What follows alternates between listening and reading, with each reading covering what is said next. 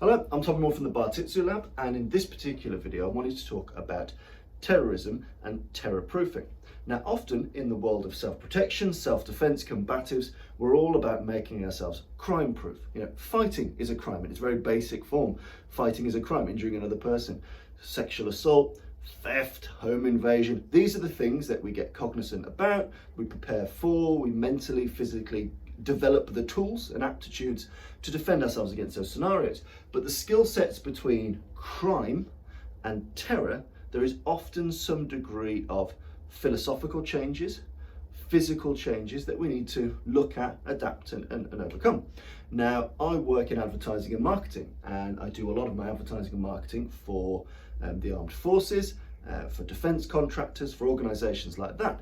And essentially those places and people operate in shitholes. And in those shitholes are shitheads, and shitheads want to do bad things to you. So it's in my interest as a professional, as someone that's interested in the study and management of violence, to get myself conversant with the differences of crime and terror. And there are lots of people that do this extremely well, and I just wanted to give a bit of a primer on some of my thoughts. But I would advise you, go seek the answers yourselves. Go look, explore, learn, study, and see the semantic differences between terror and crime and what you should do about it. So here are some of the things that I just wanted to pass on or give you some food for thought for your own study. So the first one is run, hide, fight. Now, run, hide, fight, or run, hide, tell if you're in UK, Australia, or any country that has lost its bollocks. Run, hide, fight is the typical kind of chronological response given to you what to do in a terror attack. Leg it if you can, take some cover, or fight if you have to. And obviously the tertiary option, the fight, is the least advised because most people aren't very good at it and wouldn't know where to begin. So it's relatively sound advice. Some of the better advice I've seen and I've been given is the three parts of escape, deny, and attack. Now, some of the main reasons was, I can't remember the name of the chap that first founded this, but the psychological difference between, say, run and escape. If run is burnt into your mind and you see an active shooter over there and you leg it over there in a relatively straight line, I have followed the advice. I have ran, but I've ran in a panic. I've not necessarily checked where I'm going. I don't know what I'm going to. Is everybody else heading to that doorway, that fire exit, that stairwell? Just the notion of being able to leg it really fast, although it carries the immediacy. Sometimes, what's the purpose of the run? To get out of the way, to escape. Your escape actually might be a slow crawl on your belly as he doesn't see you. Your escape might be to climb up something. Your escape could be many, many things, not necessarily just running. So if you build it into your mind to escape and not run, the semantics are different, but a lot more accurate for the sheer variety of places you might find yourselves confronted. You might be in a situation where it's too cramped to run, but you can certainly escape. You can climb, you can manipulate, you can squeeze through, you can crawl, you can dig, you can do things. So again, being able to have burn in escape instead of run, I think is a lot more important, a lot more accurate, and allows the mind freer options. And obviously the psychology, the words we use dictate how we think. Words are our label for our thoughts.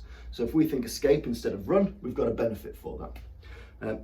Deny. Now, hiding is fine, but hiding for many people don't know the difference between concealment and cover. If I'm concealed, you can't see me, but you can still shoot me.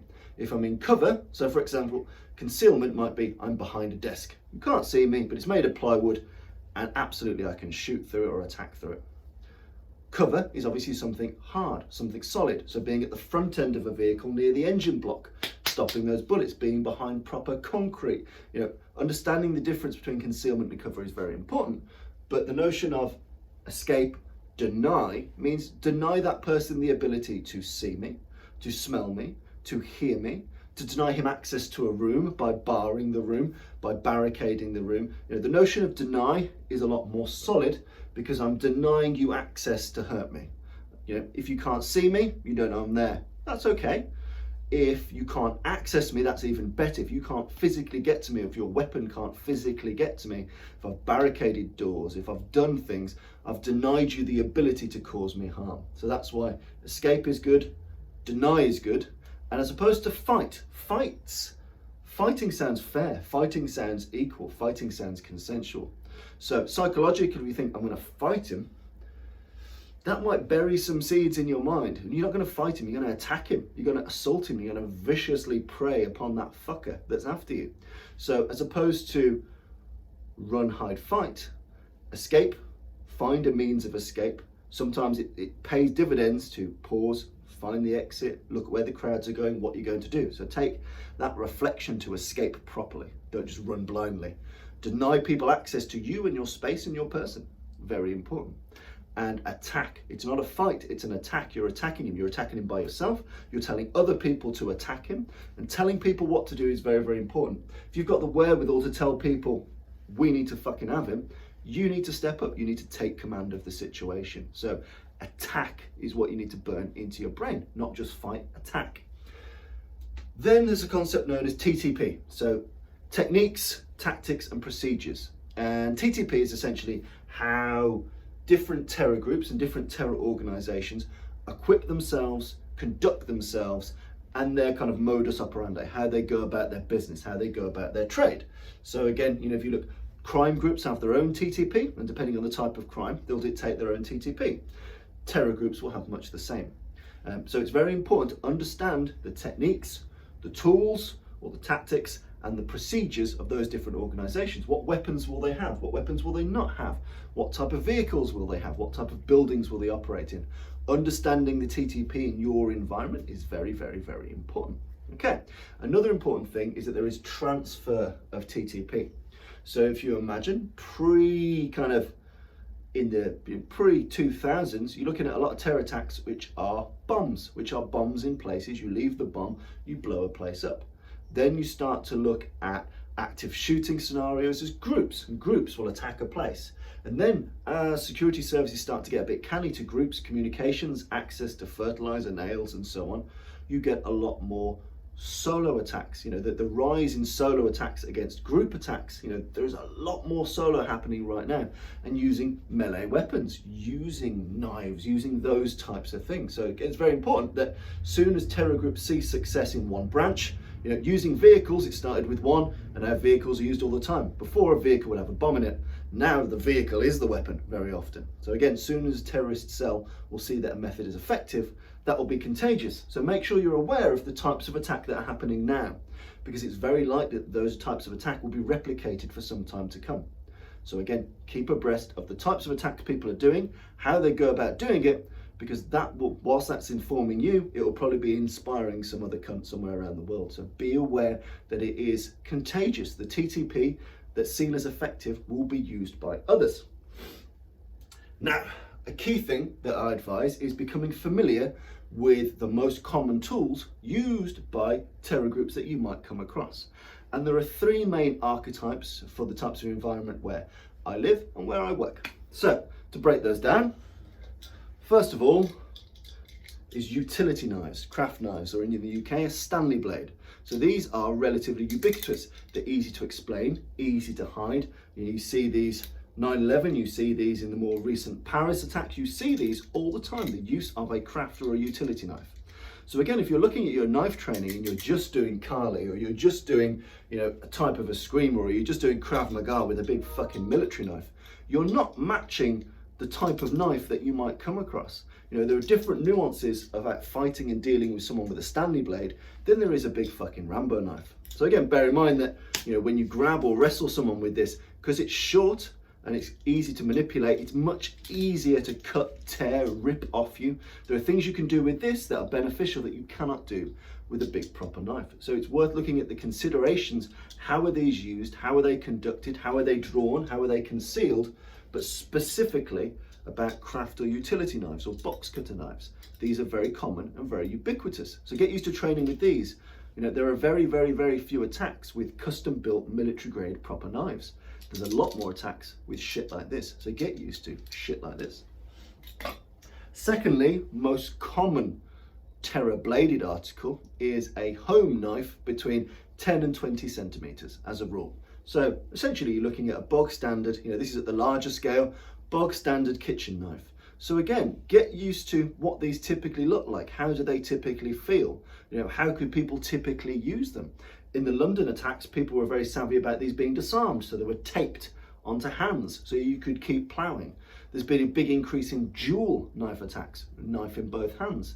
So get used to the type of knife, the nature of it. These aren't amazing cutting tools. You can't really slash with these hugely effectively, but they are absolutely brutal, penetrative tools. So again, get used to the archetype, how it works, how it feels, how it could be used against you and how they use it. But a kitchen knife, not a big Rambo knife, not a bloody war knife, not Fairburn Sykes knife, no fancy knives, normal kitchen knife, 10 to 20 centimeters is the norm. So put away the knives you're training with and train with things that replicate these.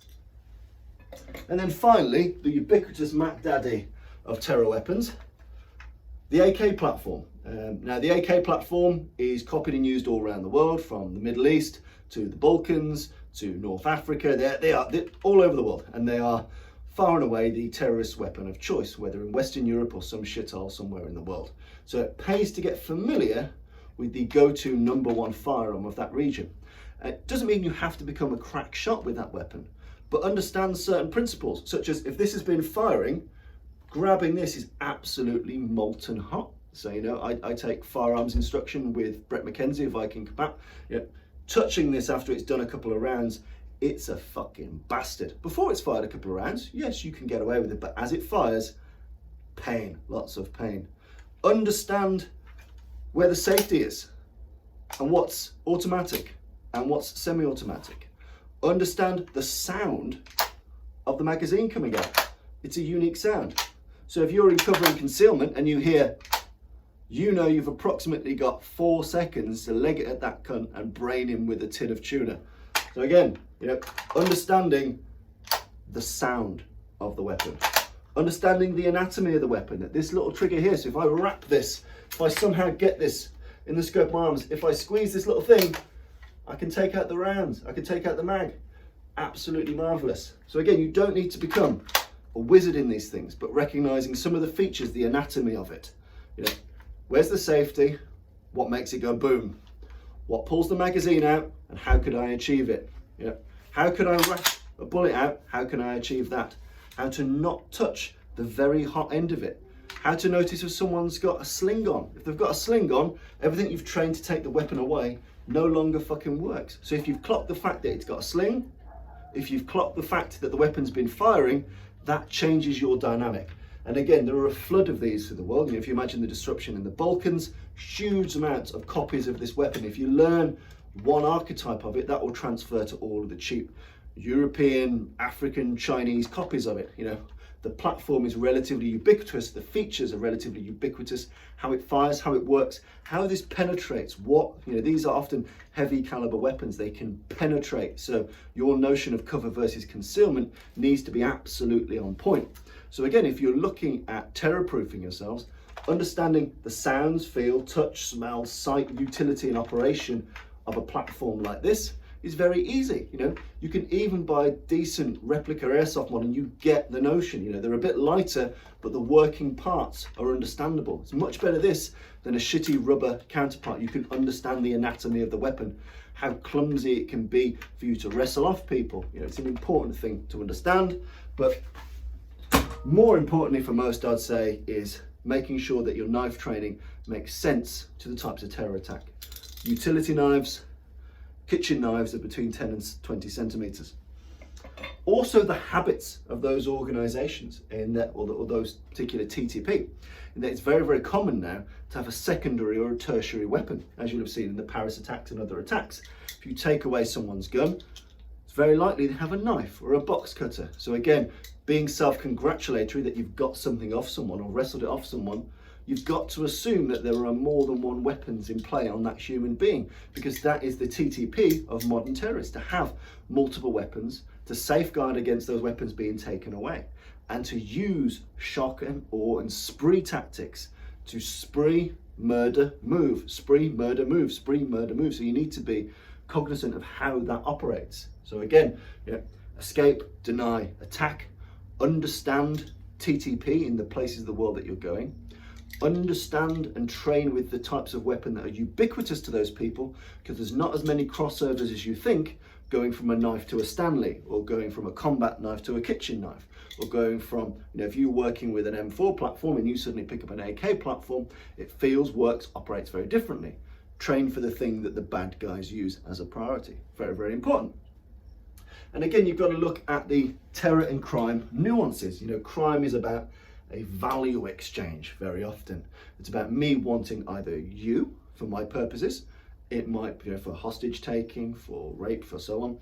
It might be me wanting your goods, your products, access to a place. There is an exchange, and there are opportunities in that exchange for you to do something. When you're handing stuff over, taking stuff away, there are those exchanges. When it comes to terror, they're not really that bothered about target hardening. You're going in to smash, cause carnage, and fuck off.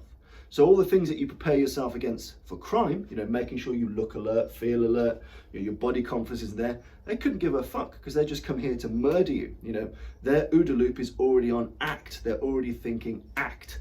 So again, you need to look at the differences between a crime style attack, or a typical crime style attack, and a terror attack. And some of your responses and your inbuilt kind of game plan, they change. It changes fundamentally. Things that are ubiquitous that join them together are things like secondary locations. So if in a crime scenario you'll move to a secondary location, if you're bound, if you're bundled and taken somewhere else, very bad stuff is likely to happen to you. But there is that same crossover with terror attacks. If the initial terror attack has you moved, so notice the things like if you're being corralled, not necessarily just put in a car and move somewhere, but if you're being shepherded into a singular room, if you're being shepherded into a singular space, that is the same as a secondary location. They've moved you for convenience. And if they've moved you for convenience, that's not good for you. Anything that's convenient for them is bad for you. So again, there are similarities, secondary locations being one, but do be aware that they are different kettles of fish. They are different paradigms and situations. So if you're looking at kind of holistic self-protection, holistic self-defense, gaining a good mix of understanding between crime and terror, what that entails, and the typical weapons, the TTP, the techniques, the tactics, and the procedures of those different archetypes is fundamental, is key. And it's also very, very interesting to understand, explore, and add to your arsenal. So those are some of my mad ramblings. Do look it up, do engage with it, do explore with it, look at the latest data, look at the latest stats, look at the type of weapons, the length of the weapon, the type of the weapon, the type of the attack. Because my main takeaway is that TTP is infectious. What works in one place, others will be inspired by. So keep abreast of the news, keep abreast of the tactics, and formulate your own safeguarding accordingly. Cheers.